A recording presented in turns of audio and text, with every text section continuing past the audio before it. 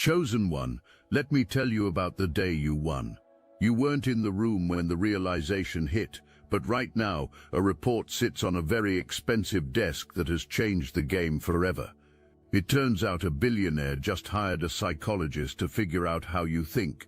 They're terrified because their sophisticated attempt to map your mind has utterly failed. They are shaken because their entire methodology has no leverage against your frequency. Think of a tower. Glass and steel, and the particular kind of quiet that only money can buy. A billionaire sits behind a desk surrounded by screens, assistants, and the full infrastructure of power arranged like a command center. There is a problem that all of that power cannot solve.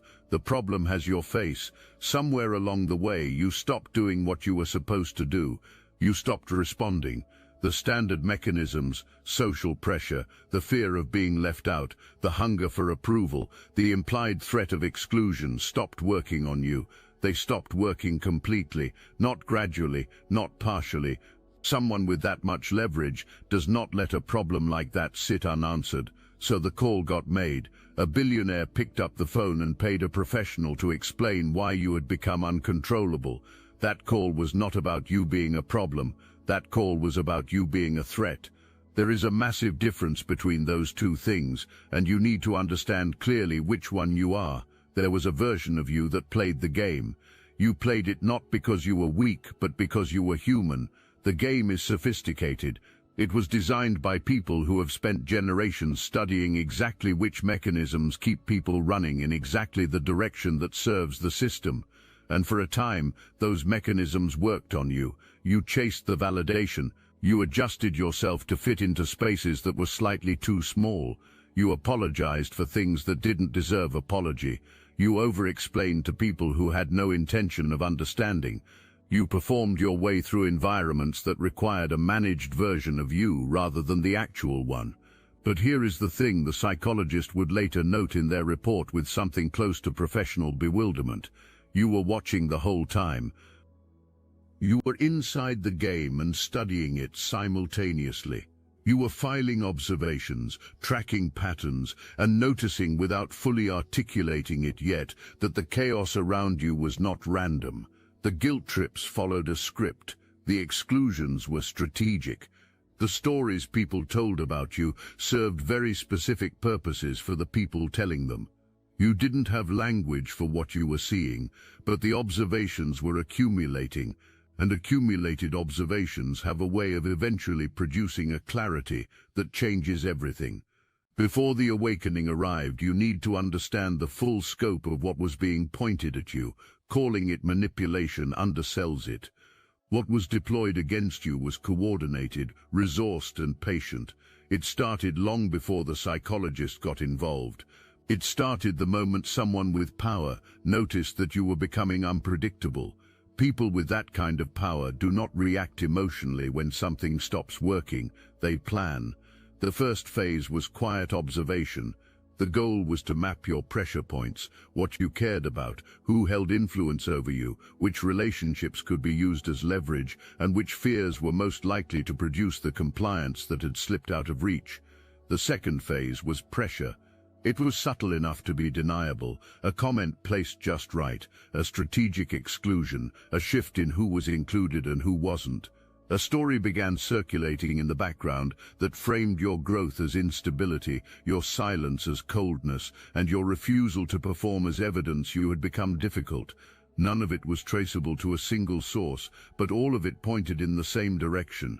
The third phase, the one that required the psychologist, was the quiet admission that the first two phases had produced nothing. You were not reacting, and your non-reaction was not the face of someone gritting their teeth and enduring. Endurance still signals that the pressure is landing. It still tells the other side that the tactic is working. What you were displaying was something entirely different. You were observing. You were tracking the operation in real time with the calm of someone who had already seen this particular approach before and understood exactly how it was constructed. That is not a defensive posture, that is a researcher's posture. A researcher has stepped one crucial degree outside the frame of the experience, and that single degree changes everything. You could not be pressured the way a full participant can be pressured because you were no longer fully inside the frame. The billionaire needed to know how you would develop that distance, whether it could be reversed, and whether there was a gap somewhere that more targeted effort could find. The psychologist accepted the assignment without knowing what they were walking into. If these words stirred your consciousness, hype this video to help more chosen ones awaken to this. The clarity didn't arrive all at once. It came the way dawn comes, so gradually that you couldn't identify the exact moment darkness became light. But eventually there was a point where you woke up and you could really see. You saw the machinery underneath the performance. You saw that the people who came for you hardest were the people most threatened by what you represented. You understood that every attempt to make you feel small was not really an attack, it was a confession. It was a confession that your presence made someone feel insufficient and that diminishing you was the easiest way to manage that feeling. You saw that most of the conflict aimed at you wasn't about you at all, it was projection. People were fighting their own reflection and using you as the mirror. And here is the fork in the road where most people turn one way and you turned another. Most people, when they see the machinery, get angry. Anger leads to resistance. Resistance is still participation. When you resist something, you are still saying it matters, which means the game still has your energy, your attention, and your emotional investment. The machine feeds on opposition just as easily as it feeds on compliance. You did something different. You got curious. You looked at the tactics being used against you the way a scientist examines a specimen. Not with hatred, but with genuine interest.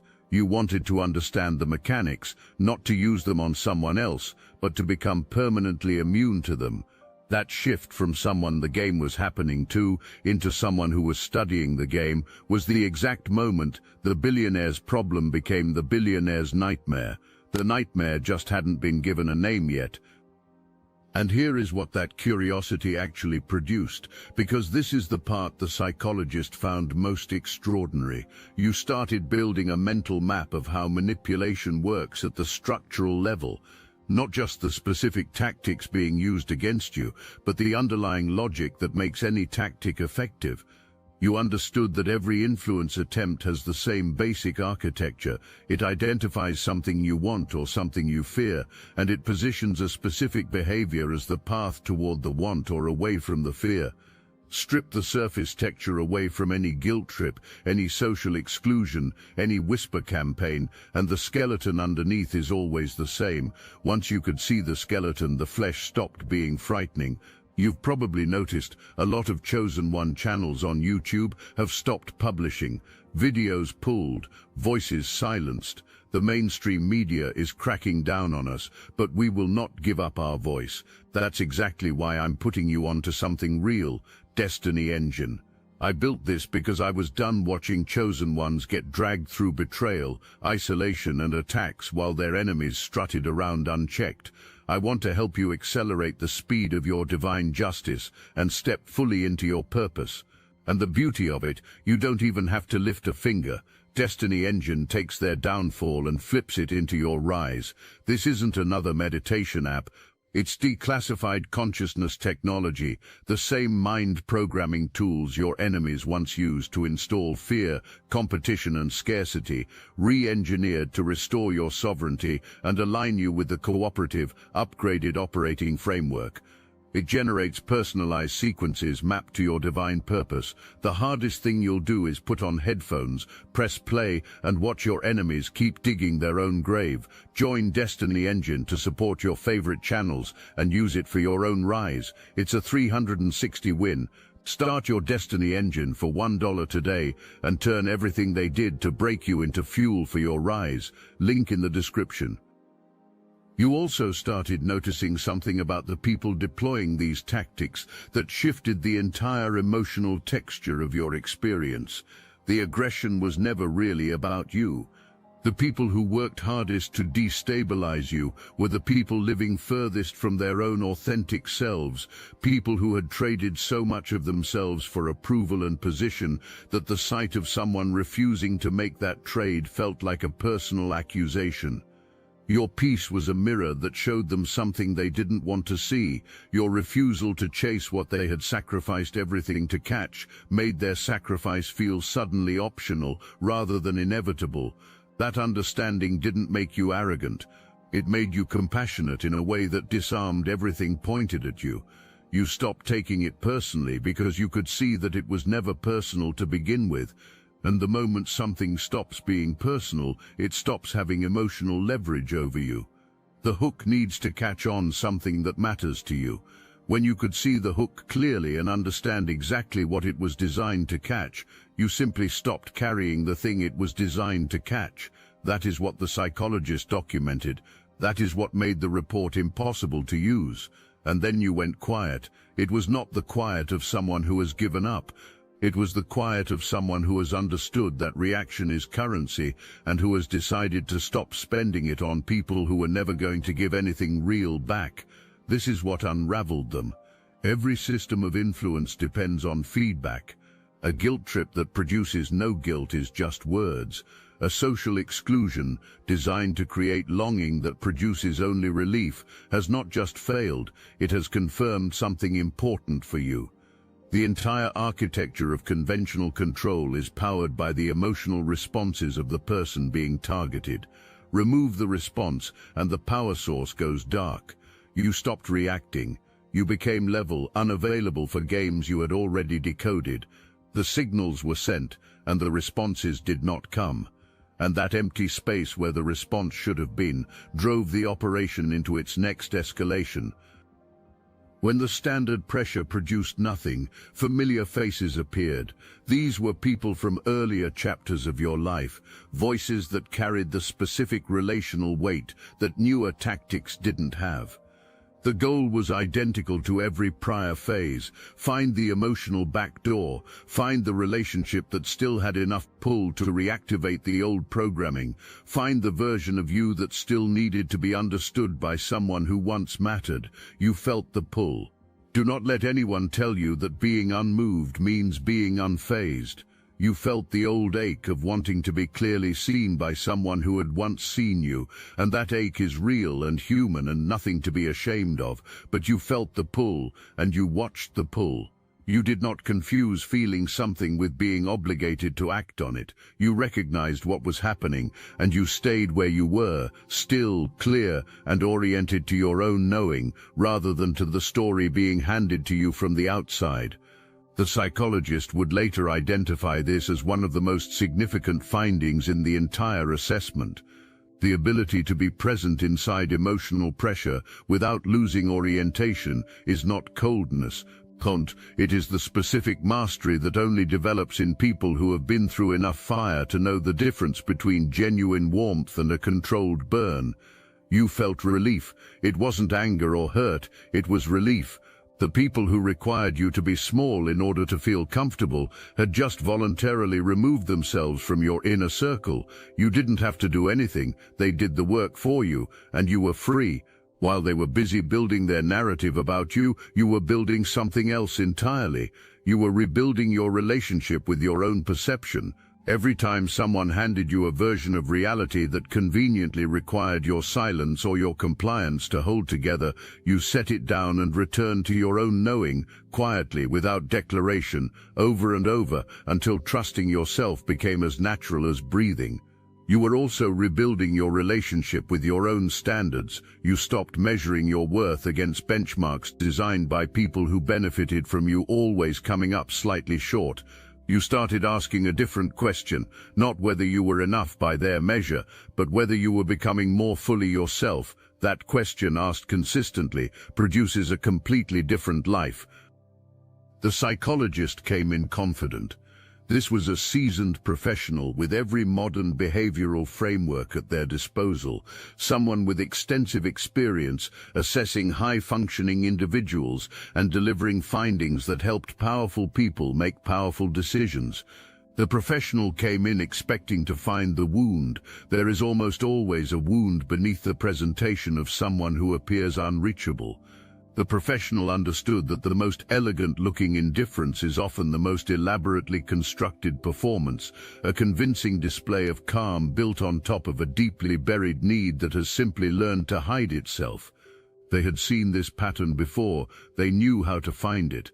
The investigation was extensive. It covered social history, relationship patterns, communication under pressure, and responses across different seasons of life. Interviews were conducted with people who had known you in different chapters. Behavioral models were applied, cross-referenced, and applied again from different angles. Every time the professional hit the same wall, and it was not a wall of resistance, it was a wall of reality. Your nervous system was not running at the elevated baseline that suppression produces. You were not performing calm on top of buried chaos. The regulation was genuine, the kind that only comes from having actually processed what you have lived through, rather than sealed it beneath a surface performance of having moved on. Your withdrawal from certain people and spaces was not avoidance. Avoidant people are still in relationship with what they are avoiding. The absence is defined by the thing they are running from. Your withdrawal was different. It was precision. You had become extraordinarily clear about which environments were worth your full presence, and which ones got a functional version of you that could operate there without handing anything essential over. And then the professional found the journals. They were not journals of suffering.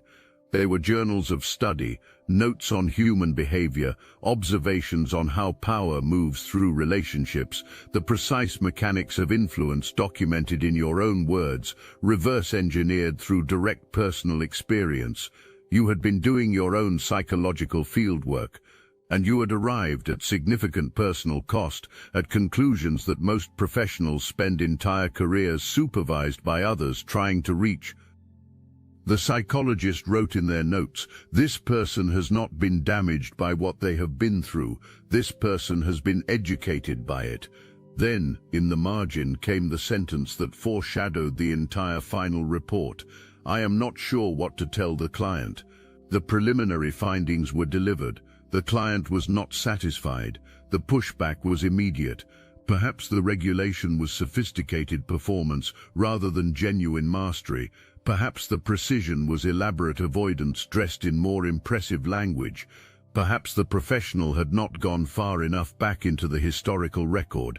So the investigation went further, into earlier seasons, into the version of you before the shift, into the original wiring before the awakening. And what that historical record showed is what finally closed the door on any hope of finding leverage. You had been through the kind of sustained pressure that produces one of two outcomes in a person. Either it bends someone toward compliance, shaping them into a smaller, more accommodating version of themselves, or it produces what the professional had a clinical term for, but that most people would simply describe as becoming so completely yourself that nothing external can find a way inside anymore. The record showed clearly which path you had taken, and it showed the mechanism that made it happen.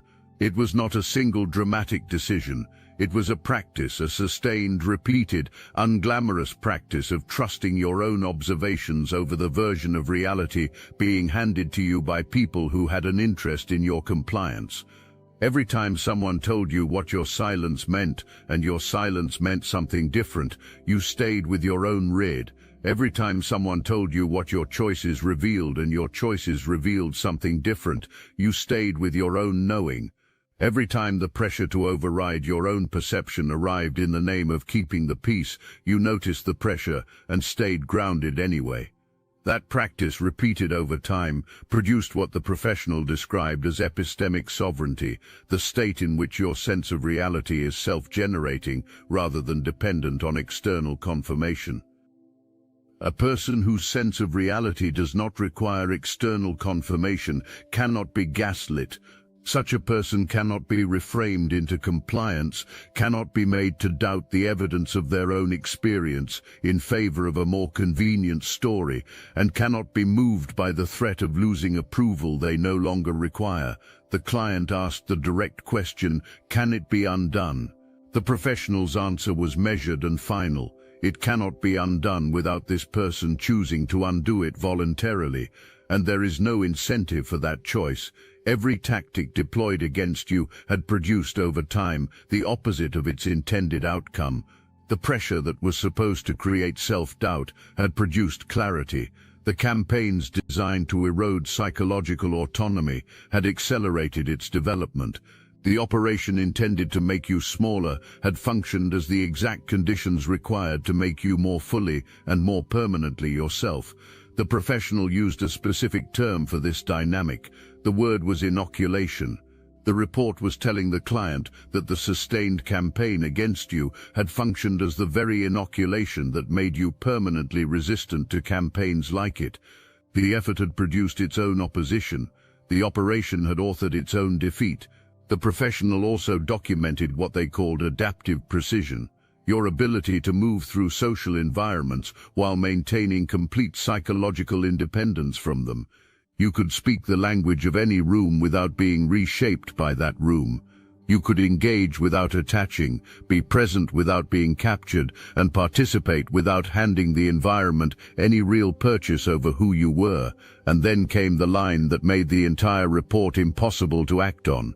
Any attempt to reopen the gap between your self-perception and your need for external validation would require your voluntary participation.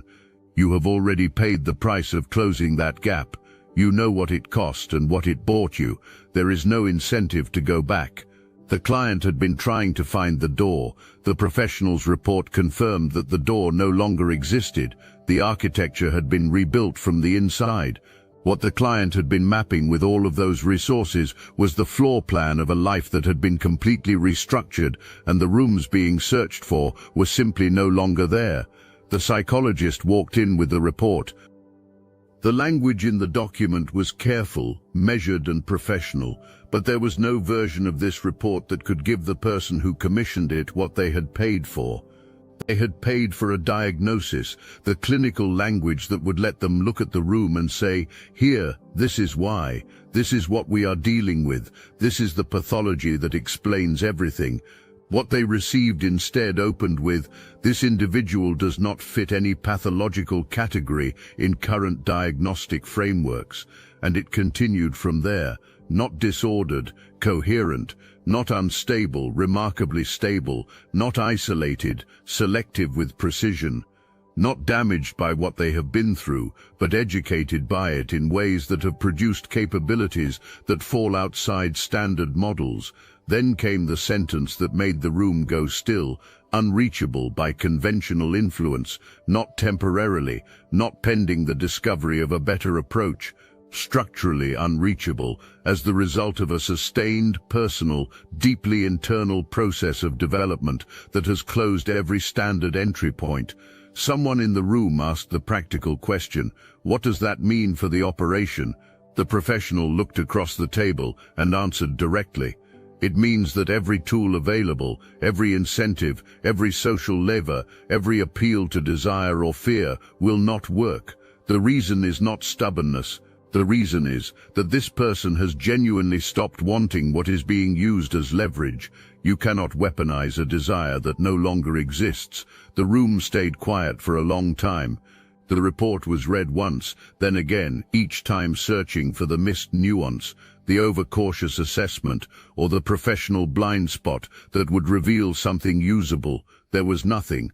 The report was written with the specific precision of someone who is confident in findings they know will be unwelcome. One final question was put to the professional afterward, the question the entire operation had been designed to answer. What does this person actually want? The pause before the answer was longer than expected. To be exactly who they are, without requiring anyone's permission. The billionaire did not accept the report as final. People who have built empires on the belief that every problem has a solution do not receive the words "there is no solution" and simply move on. They look for the angle that the previous approach missed. They look for the workaround. So another conversation happened. Not with the psychologist this time, with strategists, people whose specific expertise was finding the indirect path when the direct one was blocked. The question put to them was precise. If conventional influence cannot reach this person, what unconventional approach might? Several ideas were floated. Each one got examined. Each one arrived at the same wall. The first idea was about environment, restructuring the circumstances around you in ways that would gradually reintroduce the conditions that make conventional influence effective, slowly increasing the social cost of your independence, positioning the people around you so that the path of least resistance pointed back toward compliance. The problem with this approach was that it required you not to notice it happening, and the psychological profile the entire investigation had just produced made clear that noticing was precisely what you did. The profile showed someone who tracked changes in social architecture with the same precision that other people track changes in weather. The environmental approach would be observed before it was felt. Once observed, it would become data. Once it became data, it would accelerate the very immunity it was designed to dissolve. The second idea was about reframing, finding a way to make your own values and internal standards the vehicle for the compliance they needed. If you were motivated by internal integrity rather than external approval, perhaps the path was to make a particular behavior feel like the integrity-consistent choice. Perhaps the manipulation could be hidden inside the language you already trusted. The problem with this approach was that it required a gap between what you believed about yourself and what was actually true, a space where a planted idea could take root and grow before you examined it closely. The profile showed no such gap. Your self-knowledge was too current and too accurate.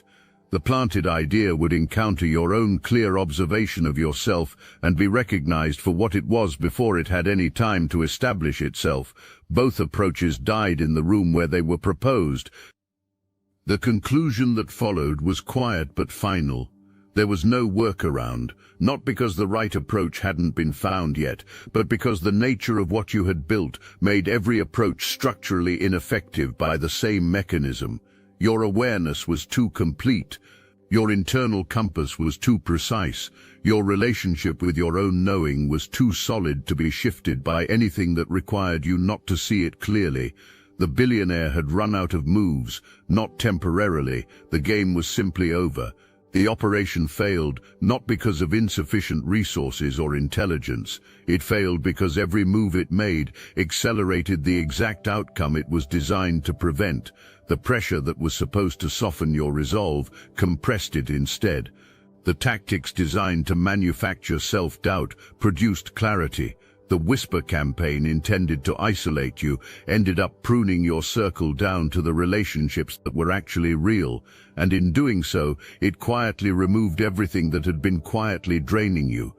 The billionaire's own effort built the very thing the billionaire feared most. The professional's report on that desk is the official, documented, extensively evidenced confirmation that you already won. The win is not over any external adversary. It is over the part of you that could have been convinced to shrink. It is over the version of yourself that came close to being traded away for belonging, that came with conditions attached. It is over the programming that almost convinced you that your worth required someone else's agreement to be real. The report confirmed what you always sensed was true but never quite had language for. You were never broken. The seasons that looked like failure from the outside were the seasons the real building was happening on the inside. The closed doors were not rejections, they were redirections away from rooms that would have required you to be smaller to stay in them. The people who tried hardest to reduce you were the ones most destabilized by what you represented, and everything they aimed at you, you metabolized, every single thing. At some point during all of it, you made a quiet internal decision that shifted everything. You decided to stop outsourcing your sense of reality to people who had a stake in distorting it. You decided that your own read on what was happening, even when no one around you agreed, even when the social pressure to adopt a different read was significant, was worth defending. Not aggressively, not dramatically, simply by continuing to return to it, day after day, until it became the most natural thing in the world. That decision sounds small. It was not small. It is the specific decision that separates people who get progressively shaped by every environment they move through, from people who eventually become genuinely themselves. Most people never make it consciously.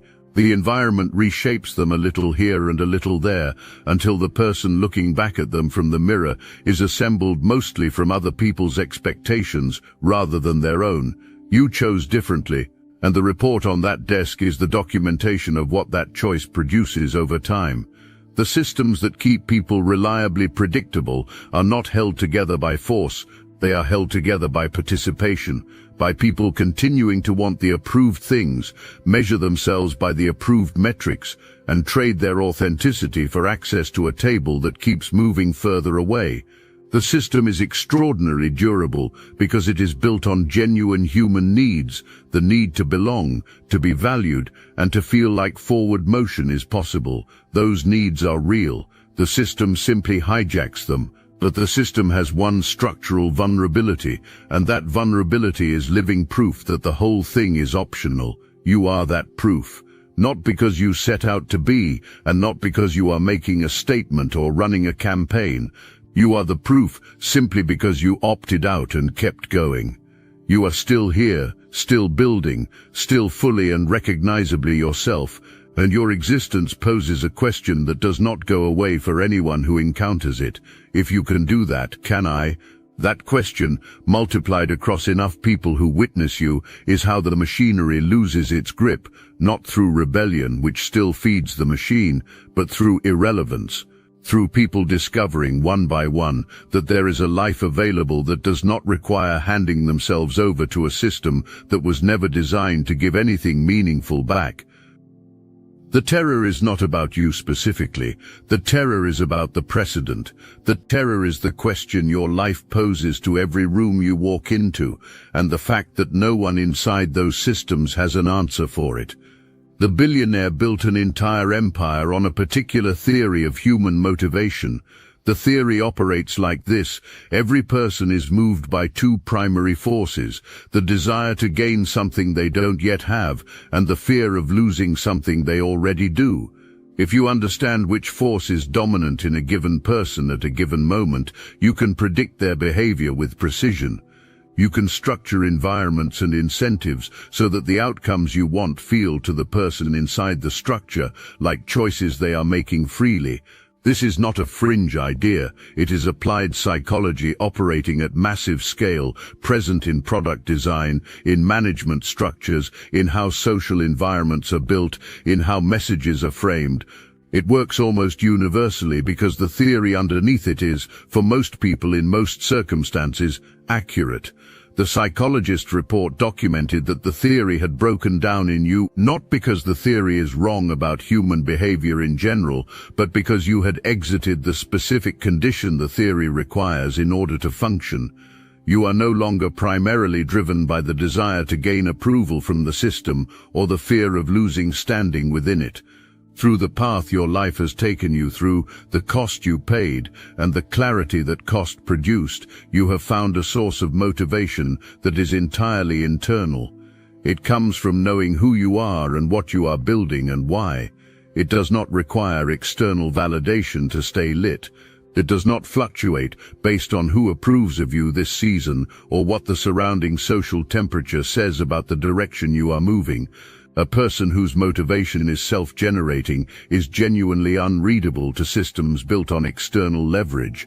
Their models cannot anticipate your next move because those models are built on inputs you have stopped providing. Their frameworks cannot locate you because you are not standing in the territory those frameworks were designed to map. You have become, in the most practical and operational sense, free. The mechanism of control has no grip on you, the lever has no purchase, the game has no player at your position. That is what the report says. That is why the room went quiet. We started with a tower, a check written by someone who needed to believe that a large enough investment could produce answers that would solve the problem you had become. A professional was sent to crack the code. The code was you. And what the professional found, what is sitting in that report right now, what keeps getting reread and never yields a different answer, is that you cannot be cracked. Not because you are closed and defended and without softness, but because the parts of you that once functioned as entry points have been transformed. The approval hunger, the fear of rejection, the desperate need to be understood by people who had already decided what you meant, all of it has been metabolized and rebuilt into something that no longer functions as a vulnerability. The expert was hired to find what was wrong with you. The expert found someone who had done the rarest, most unglamorous, most invisible work available to a human being, looking directly at the programming most people run on without questioning, asking whether it was actually serving them, finding that it wasn't, and rebuilding from scratch. Not with a method or a protocol or an optimized system, but through the specific and unrepeatable fire of an actual life. Every closed door turned out to be protection.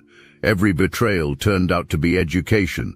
Every season of silence and invisible effort and zero external recognition turned out to be exactly the conditions required to produce a self-knowledge that cannot be bought, manufactured or reverse-engineered by even the most well-funded operation.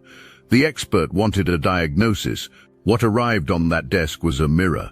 And the mirror reflected this: the person they tried to break had already won, not by beating the game, but by becoming genuinely indifferent to it. By finding something worth more than a seat at a table that was never going to be offered on terms worth accepting. The billionaire is in the tower, the report is on the desk, there is no next move available. You are here, forged in full possession of yourself, with your clarity intact, your purpose uncompromised, and your freedom no longer up for negotiation. You were never broken, you were never behind, you were never the problem. You were always the answer to a question they didn't know they were asking, until the day you stopped being afraid of it. There is nothing left to prove, there is only the life fully yours, finally yours. Go